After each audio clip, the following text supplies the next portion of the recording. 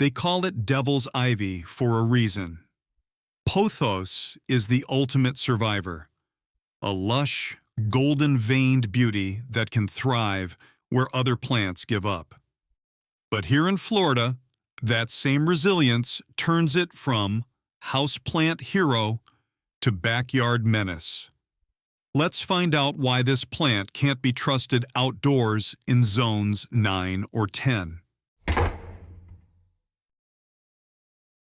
If there's one plant that seems to laugh in the face of neglect, it's pothos.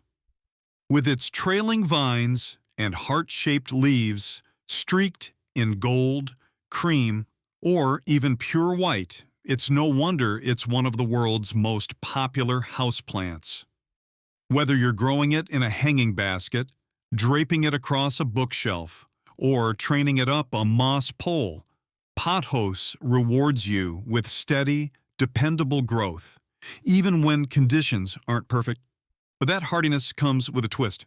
In warm, humid climates like Florida's Zone 9, Pothos doesn't just survive, it takes over.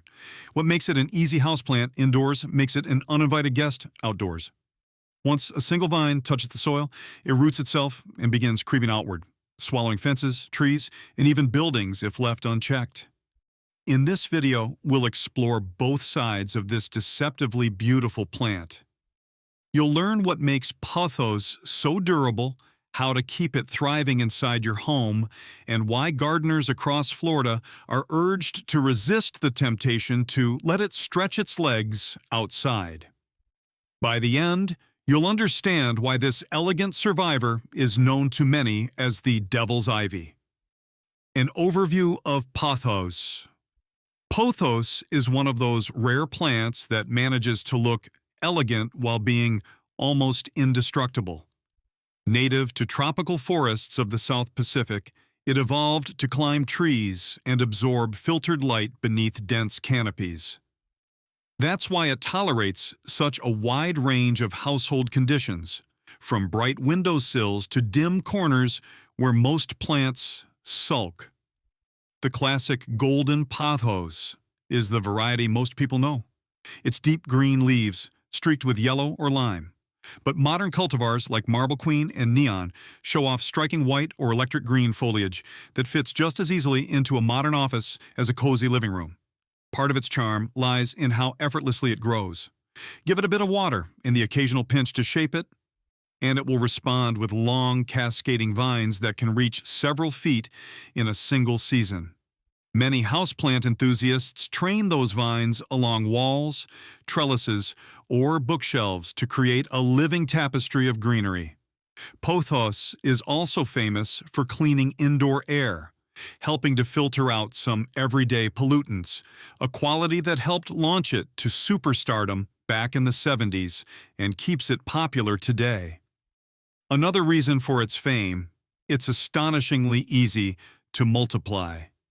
Snip a stem segment with a few leaves and a node, drop it in water, and in a week or two, you'll see roots forming. That simple trick makes it a favorite among beginners and plant swappers alike. But this same trait is what turns pothos into a problem outdoors. A single piece that escapes containment can root itself in the soil and start a new colony, one that doesn't need much encouragement to sprawl. Despite its tough reputation, pothos isn't invincible. It prefers warmth, consistent moisture without soggy soil, and bright but indirect light. When those needs are met, the leaves stay glossy and richly colored. Too little light, and the beautiful variegation fades. Too much sun, and the edges can scorch. But compared with the fussy demands of many tropicals, pothos is refreshingly forgiving. It's this balance, beauty, resilience, and adaptability that has made pothos a staple in homes and offices around the world. Up next, we'll cover how to make it thrive indoors without crossing into overcare territory. Caring for pothos indoors. Caring for pothos is as simple as it gets, but there are still a few key habits that turn its surviving into its thriving. First, light. Pothos evolved in the shaded understory of tropical forests, so it prefers bright, indirect light, sunlight that's filtered through curtains or bounced off a nearby wall. It'll tolerate low light for a while, but the leaves may lose their golden or white streaks and revert to solid green as the plant focuses on survival. If your pothos starts stretching or paling, it's asking for a brighter spot out of direct sun. Next, water. Many houseplants die from too much enthusiasm with a watering can, and pothos is no exception. Let the top inch of soil dry before watering again. If the leaves droop slightly, that's your reminder it's better to underwater than overwater. Pothos thrives in well-draining soil, ideally a light potting mix with some perlite or orchid bark blended in. Avoid dense, soggy mixes that hold water like a sponge. As for containers, pothos isn't picky.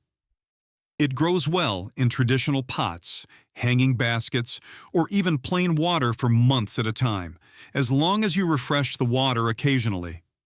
A sturdy support pole, like a moss pole or trellis, encourages bigger leaves and more upright growth, mimicking the way it climbs trees in nature. Temperature and humidity are rarely an issue in Florida homes, but if you're running strong air conditioning, a small humidifier, or a quick mist now and then helps prevent crispy edges. Feeding is optional. Pothos doesn't demand fertilizer often. A light feeding once every month or two during the warmer seasons keeps it looking lush. Too much fertilizer can actually dull the leaf color and slow its growth. Finally, pruning. Don't be afraid to trim those vines. Regular snips encourage new branching and keep the plant full instead of stringy. You can even root the cuttings to start new plants or share them with friends. With these simple steps, pothos can grow for years as a living green accent in your home. Tough, low maintenance, and beautiful. But outdoors in Florida's climate, that same toughness turns into trouble. Let's talk about what happens when this angel of the living room escapes into the wild. The Florida problem.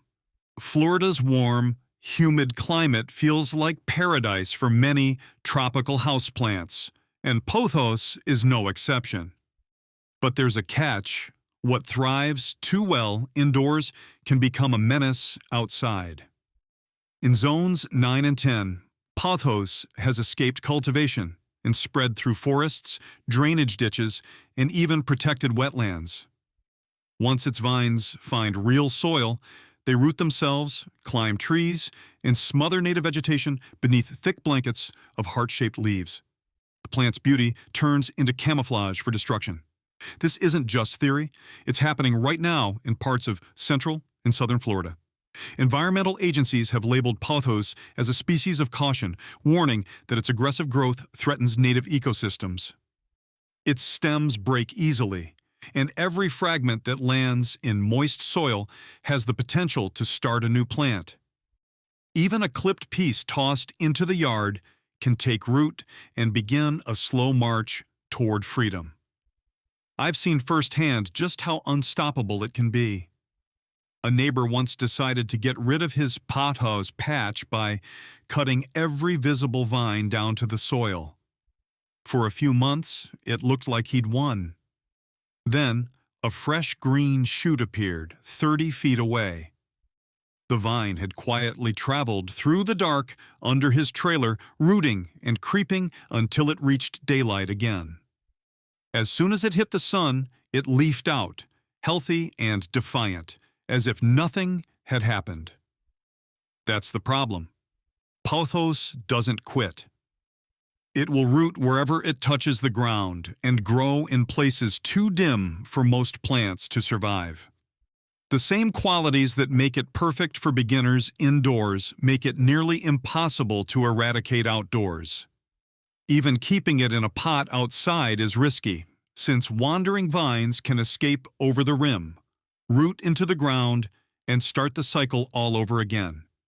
It's that near supernatural ability to resist death and spread in darkness that earned Pothos its darker nickname, Devil's Ivy. The name isn't just dramatic flair. It's a warning from gardeners who've learned how easily this plant can turn from a beloved houseplant into a creeping invader. Pothos really is a plant of two faces. Indoors, it's one of the easiest and most rewarding houseplants you can grow.